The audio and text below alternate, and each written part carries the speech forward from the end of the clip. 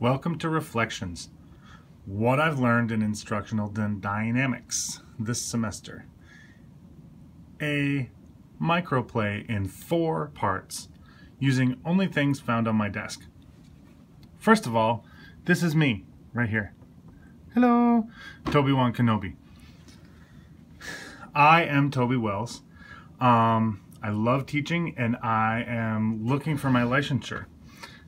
Part of that entailed taking Instructional Dynamics at Johnson State College. And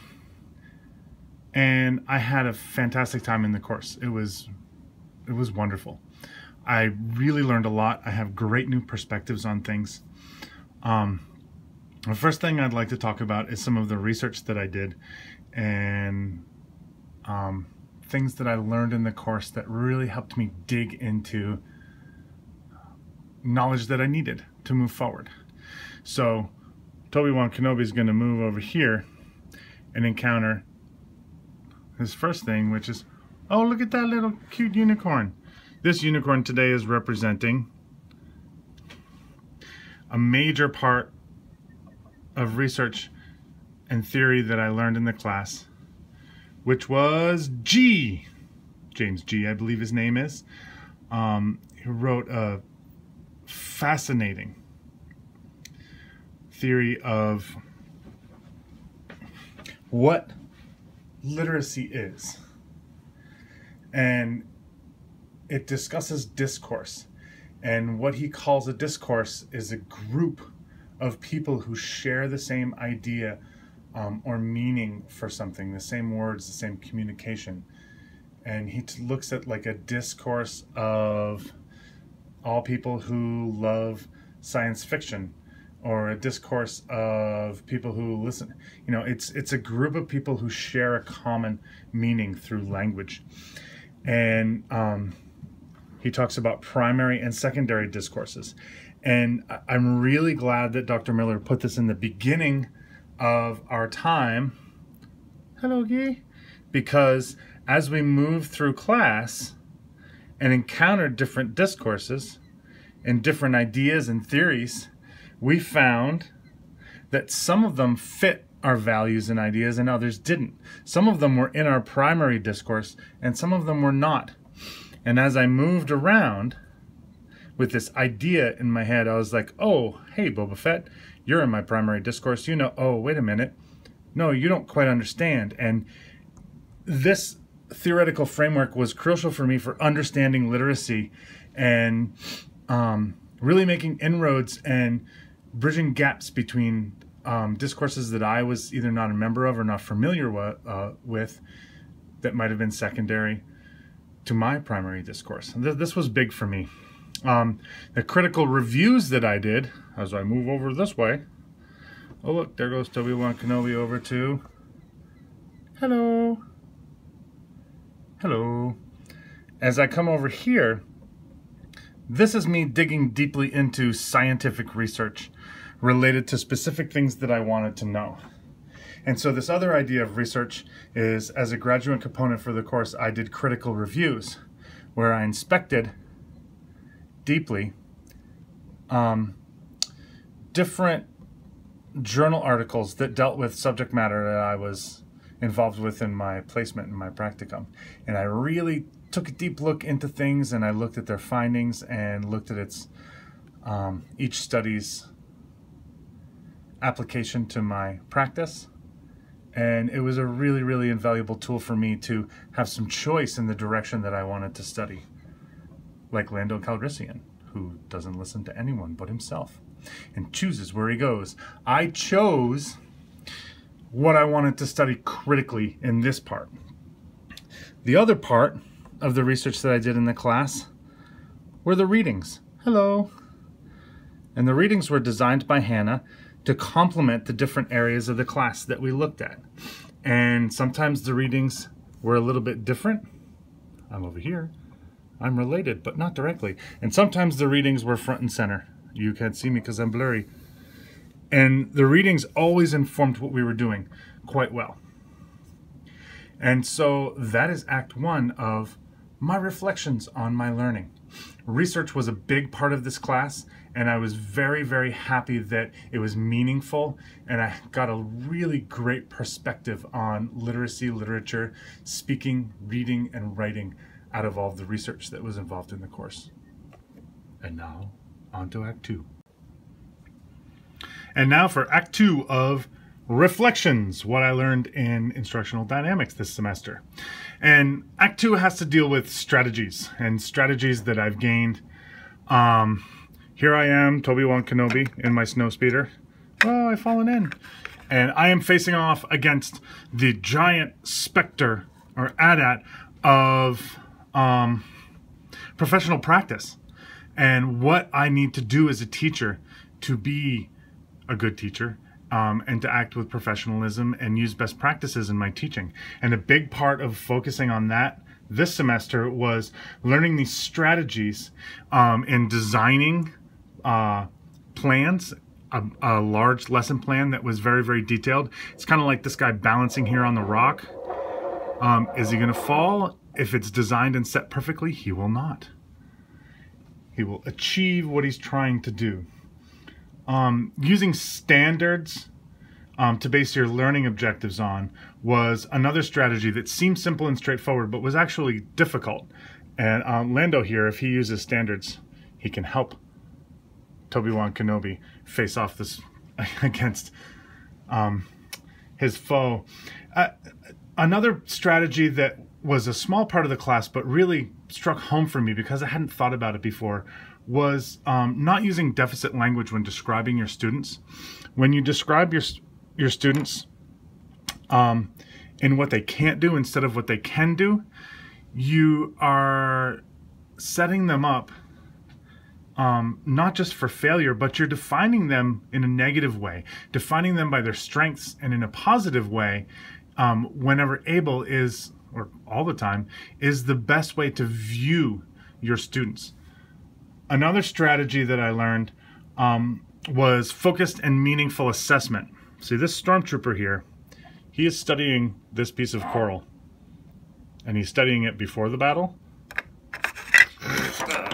And he's studying it after the battle. Nothing happened to this piece of coral. Assessment is the tool that teachers use. There's summative assessment, formative assessment, and I learned the differences between them, the best ways to use them, and how to come out of a lesson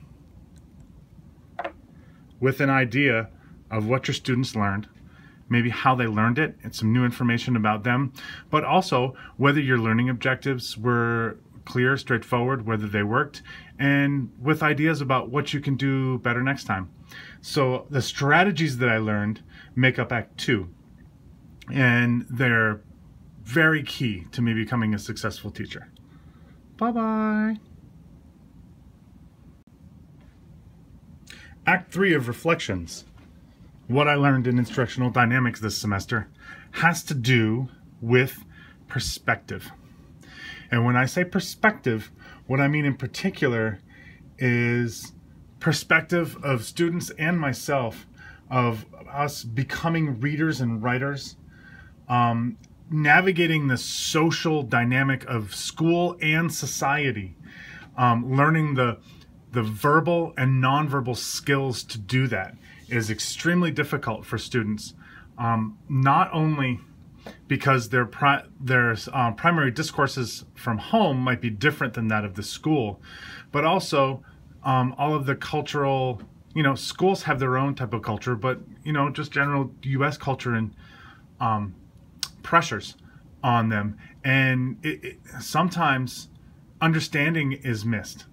And the perspective of what it means to be a learner and what literature means in that context is really, really important. I focused for some of my research on multicultural stories. And multicultural stories are very important in early elementary education to really broaden children's experience and expose them to secondary and tertiary, I guess you would call them, discourses that they have never been exposed to before, and broaden their sights. So here we have Pirate Kitty. Pirate Kitty only likes one kind of literature, and that is stories about pirates that have kitties in them. Obi-Wan Kenobi, the teacher, is saying, now Pirate Kitty, we need to learn about more than just one kind of literature. Look at all of your classmates here. I mean, you've got a couple troopers and a Twi'lek, and look at these two Mandalorians. They like different kinds of stories than you. And oh, look over here. Look who decided to visit us. It's G. And G is here to remind us that everyone's discourses are different, and that exposure and how did I say this? Exposure and experience in someone else's primary discourse is really, really key to build understanding.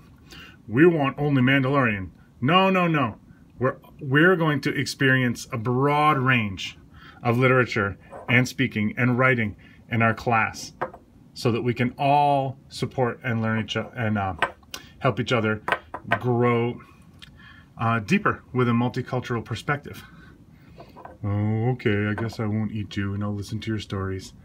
And now my silly Act 2, excuse me, my silly Act 3 is now finished. Okay, and now part 4 of Reflections, what I learned in Instructional Dynamics this semester. And part 4 has me, Obi-Wan Kenobi, peering up at this daunting pencil sharpener statue of Abraham Lincoln. That's kind of how I felt sometimes when I think about myself as a reflective practitioner and myself as a learner, is that there's this enormous mountain of professional practice and research and information and strategies and all these things that I need to learn. And I love teaching. I love being a teacher. But to truly be professional, it takes peer feedback and reflection. It takes refining your practice. It takes a lot of introspective thought and a lot of reflection. And sometimes it's hard for me to improve my practice with feedback. I can be a little sensitive sometimes. What? You didn't like the way I asked questions? I am open to all forms of criticism, particularly constructive criticism. But standing in front of a big crowd of people and having them all tell you what they think about your teaching is extremely difficult. It's very difficult, and it's daunting because we all have a fear of failure. And even though I feel confident in my ability to learn and improve on my teaching, it's very scary. It's a difficult thing to face. During this semester, I think I really gained some critical insights into the way that I interact with students, the way that I sit before them, the way that I ask them questions and need to wait for responses, and the way that I can differentiate to all the students in my class at that particular time, and the way that I can plan for that differentiation beforehand so that lessons are very inclusive. I definitely greatly improved those skills this semester. I also improved my ability to watch myself, just me, all alone in front of students, to watch myself and to critically look at myself, not criticize, and really dig into the processes and the complex things that are going on as I'm teaching and as I'm moving around the classroom, as I'm listening to students, and as I'm assisting them with their work. It's really, really incredibly beneficial to watch yourself in videos and to analyze that. And that was a huge part of, reflecting on myself as a practitioner. Not all classes are going to be as nice as these guys assembled here, except for Pirate Kitty, who looks very bored. But the students that I worked with were fantastic, and the things that I learned every day working with the young children and being mindful and reflecting on my practice are invaluable, and I will keep them until the day that I stop teaching, which hopefully is when I retire someday far in the future. Thank you very much for watching my mini play with things found on my desk of reflections. This has been a fantastic semester.